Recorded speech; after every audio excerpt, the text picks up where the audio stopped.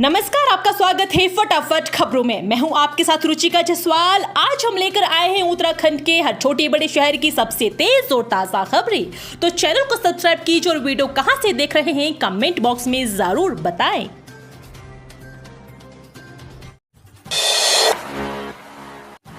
नया साल प्रदेश के 16,000 परिवारों के लिए लेकर आएगा खुशखबरी। मार्च तक बनेंगे आशियाने। नया साल 16,000 परिवारों के लिए खुशखबरी लेकर आएगा। आवास विभाग ने प्रदेश में मार्च तक 16,000 आवास तैयार करने का लक्ष्य तय किया है। उत्तराखंड आवास विकास परिषद राज्य बनने के बाद पहली बार अपनी आवासीय परियोजनाओं का काम कर रही है। परिषद 15 परियोजना निजी निवेशकों के साथ तैयार कर रही है, जिसमें कुल 12,856 आवास शामिल है। शेष 5 परियोजना संबंधित विकास प्राधिकरणों की ओर से विकसित की जा रही है। प्राधिकरणों के जरिए कुल 3,104 आवास तैयार किए जा रहे हैं। अपर आयुक्त आवास पीसी दुमका ने बताया कि निजी भागीदारी के साथ 1,760 घर लाभार्थियों को सौंपे जा चुके हैं। खत्म हुआ इंतजार। पश्चिमी विक्षोभ के पहुंचने से बदलेगा मौसम। बर्फ से ढकेगी उत्तराखंड की वादियां। वर्षा व हिमपात के लंबे इंतजार के बीच एक ताजा पश्चिमी विक्षोभ के शीघ्र पश्चिमी हिमालय में पहुंचने की उम्मीद है। इसकी मौसमी गतिविधि उत्तराखंड समेत उत्तर पश्चिम भारत के मैदानी क्षेत्रों को प्रभावित करेगी। उत्तराखंड में कुछ जगह छिटपुट से लेकर मध्यम वर्षा हो सकती है। 2500 मीटर से ऊंचाई वाले क्षेत्रों में हिमपात होने से ठंड बढ़ने की संभावना है। मौसम विज्ञान विभाग के अनुसार पश्चिमी विक्षोभ के प्रभाव से 8 व 9 दिसंबर को उत्तराखंड में मौसम बदला रहेगा। ऊंचाई वाले जिलों बागेश्वर, पिथौरागढ़, चमोली, रुद्रप्रयाग, उत्तरकाशी में कुछ जगह हल्की से मध्यम व अन्य जिलों में बहुत हल्की से हल्की वर्षा होने का अनुमान है। ग्रीन खेल थीम पर होगा 38वें राष्ट्रीय खेलों का आयोजन। पहली बार मिलेंगे ई वेस्ट से बने पदक। प्रदेश पहली बार राष्ट्रीय खेलों की मेजबानी करने जा रहा है। यह खेल इसलिए भी खास है क्योंकि उत्तराखंड सरकार और ओलंपिक संघ ने इसकी थीम ग्रीन खेल रखी है। विजेता खिलाड़ियों को ई वेस्ट से बने पदक दिए जाएंगे, जबकि उन्हें होटल से मैदान और वापस होटल ले जाने के लिए ई बसों का इस्तेमाल किया जाएगा। आगामी 28 जनवरी से 14 फरवरी तक प्रदेश में 38वें राष्ट्रीय खेलों का आयोजन होगा। इसमें देश भर से 10,000 से ज्यादा खिलाड़ियों के भाग लेने की उम्मीद है। खेल निदेशालय पूरे आयोजन में प्लास्टिक का प्रयोग नहीं करेगा। खिलाड़ियों के आने से लेकर जाने तक हर कदम पर प्लास्टिक फ्री रखा जाएगा। सीएम धामी ने लोहाघाट में स्कूल भवन का किया लोकार्पण। बोले, शिक्षा राज्य सरकार की प्राथमिकता। मुख्यमंत्री पुष्कर सिंह धामी ने शुक्रवार को लोहाघाट में मल्लिकार्जुन स्कूल भवन का लोकार्पण किया। स्कूल भवन का लोकार्पण करने के दौरान उन्होंने कहा कि शिक्षा राज्य सरकार की प्राथमिकता है और हम ये सुनिश्चित करना चाहते हैं कि उत्तराखंड के बच्चों को अच्छी शिक्षा मिले। हम सभी इसके लिए प्रतिबद्ध हैं। सांसद बंसल ने सदन में उठाया एम्स विस्तारीकरण का मुद्दा। निजी अस्पतालों में महंगे इलाज पर किए सवाल। भाजपा के राष्ट्रीय सह कोषाध्यक्ष व राज्यसभा सदस्य डॉक्टर नरेश बंसल ने बृहस्पतिवार को संसदीय कार्यवाही में भाग लेते हुए एम्स ऋषिकेश के विस्तारीकरण का मुद्दा उठाया है। सदन में प्रश्नकाल के दौरान सांसद डॉक्टर नरेश बंसल ने कहा कि एम्स ऋषिकेश में मरीजों का दबाव लगातार बढ़ रहा है। अस्पताल का विस्तारीकरण नहीं होने के कारण बेडों की संख्या कम पड़ रही है। उन्होंने कहा कि एम्स ऋषिकेश में न केवल उत्तराखंड बल्कि पश्चिमी उत्तर प्रदेश से भी बड़ी संख्या में मरीज अपना इलाज कराने पहुंचते हैं। इस पर केंद्रीय स्वास्थ्य एवं परिवार कल्याण मंत्री जेपी नड्डा ने सहानुभूतिपूर्वक विचार करने व समस्या का शीघ्र निराकरण करने का आश्वासन दिया है। प्रदेश में 5,000 शिक्षकों के पद भरने जा रही सरकार। शिक्षा मंत्री ने बताई ये भी है तैयारी। निर्मला इंटर कॉलेज का 72वां वार्षिकोत्सव धूमधाम से मनाया गया। उच्च शिक्षा एवं स्वास्थ्य मंत्री डॉक्टर धन सिंह रावत ने बतौर मुख्य अतिथि शिरकत की। उन्होंने जल्द कहा कि जल्द सरकार 5,000 शिक्षकों की भर्ती करने जा रहा है।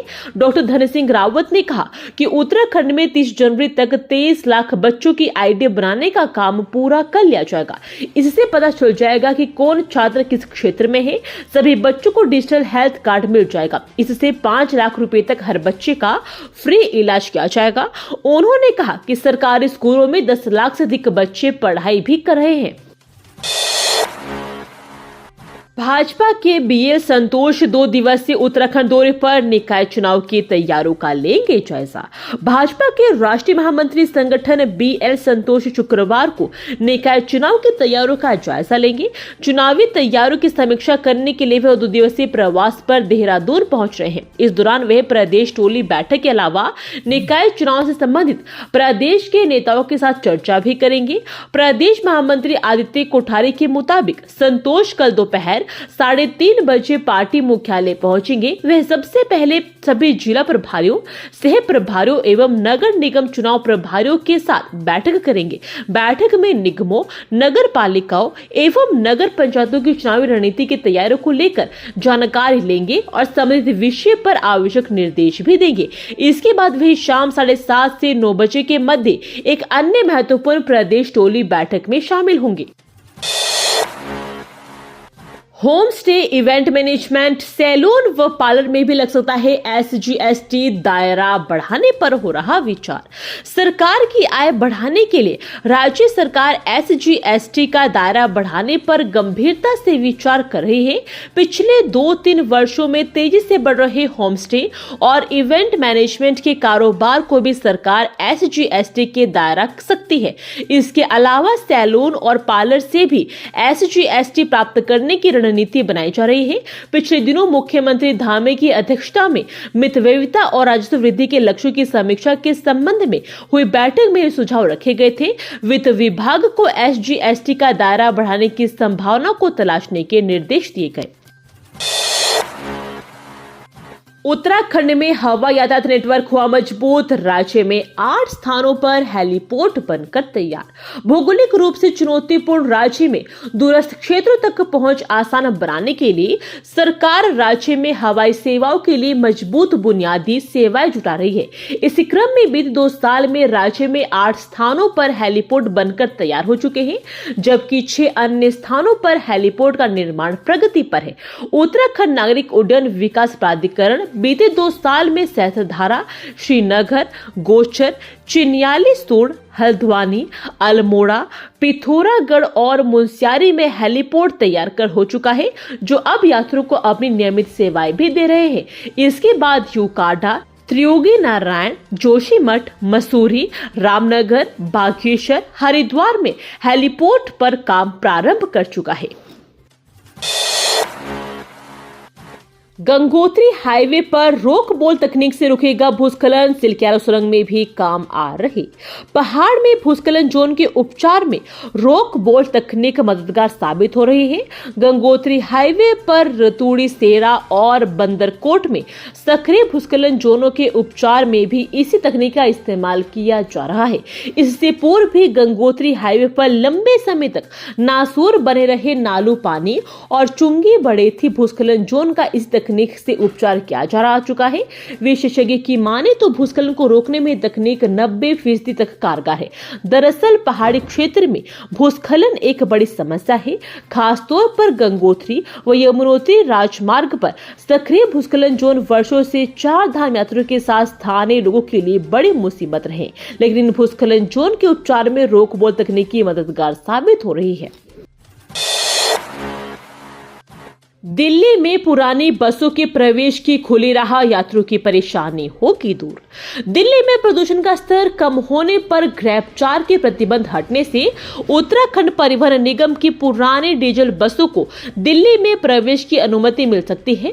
दरअसल दिल्ली सरकार ने ग्रैब 4 के अंतर्गत ही BS4 श्रेणी की बसों पर प्रतिबंध लगाया था।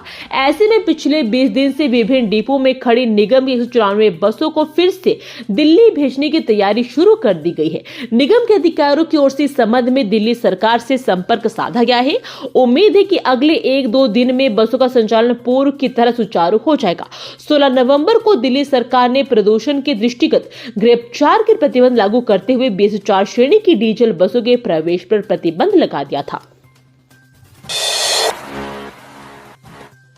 मातम में बदली बेटी की शादी की खुशियां। पीलीभीत में उत्तराखंड का परिवार हादसे का शिकार, 5 की मौत। उत्तर प्रदेश के न्यूरिया में हुई कार दुर्घटना में खटीमा क्षेत्र के 5 लोगों की मौत हुई है, जिसमें चालक को छोड़कर सभी आपस में रिश्तेदार थे। इस हादसे में 4 लोग घायल हुए हैं। ये सभी पीलीभीत के चंदोई गांव में दावत से लौट रहे थे। हादसे ने मुस्लिम परिवार की खुशियां मातम में बदल दी। 5 घरों में शव पहुंचने के बाद कोहराम मचा हुआ है। ये थी आज की फटाफट खबरें। हम मिलेंगे अगले बुलेटिन में, तब तक के लिए धन्यवाद। जय हिंद।